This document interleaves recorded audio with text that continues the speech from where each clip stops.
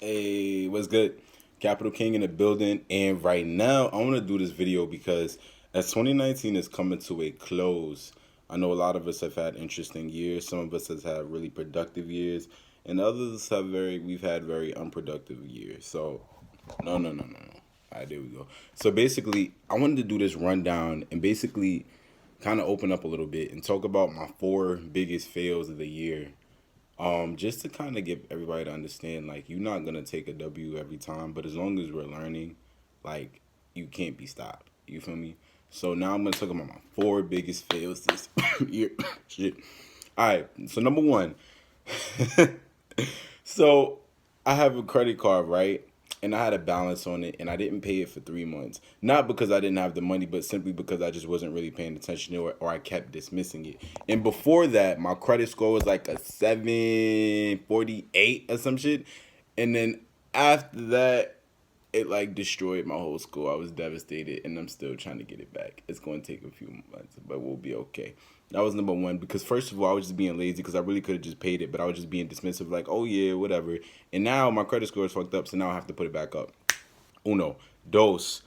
I did not do my proper due diligence before I started my semester back at school, so I ended up having to pay cash for the semester. So I waited last minute before I registered, did my financial aid and all of that. And basically, last minute, they told me I wasn't eligible for financial aid because of certain things that I did not do. Which, if I would have been thinking about this process before, I wouldn't have had to go through that. So I had to pay cash for my semester, which was kind of last minute and out of the way. I mean, I paid for it, but I really didn't have to do that. I was being unorganized, so that fucked me up. Number three, I did not have a consistent investment strategy. Shake Shack was my best performing stock this year because I had them on auto investment, which I did not know about. So from the beginning of the year to now, I had them on auto investment. And I didn't realize that because a lot of weeks I would just, like, I would get paid every week, and then I'd be like, nah, I'm not investing this week because of this or because of that or because of that. But Shake Shack was always on auto invest, which I didn't know about. Then I checked it and I was like, well, damn, I just made 60% on money that I didn't even know was getting taken out, right? So, and I just imagined, but what if I would have had that with like 5, 10 stocks throughout the whole year? What kind of returns I could have seen? But again, I wasn't being organized, so we missed out on that. But it's all right. And number four, I did not have a saving strategy or target at all. When I look at the fact that it's been 52 weeks, one whole year, and I did not save a significant amount of money in that time because I had no target or specific thing I was targeting. I was just like, I was just taking it week by week. And now your boy got a specific saving strategy because I realized, like, yeah, I played myself. I spent a whole 52 weeks being aimless, being just unorganized, and looked at, and I missed out on so many like opportunities.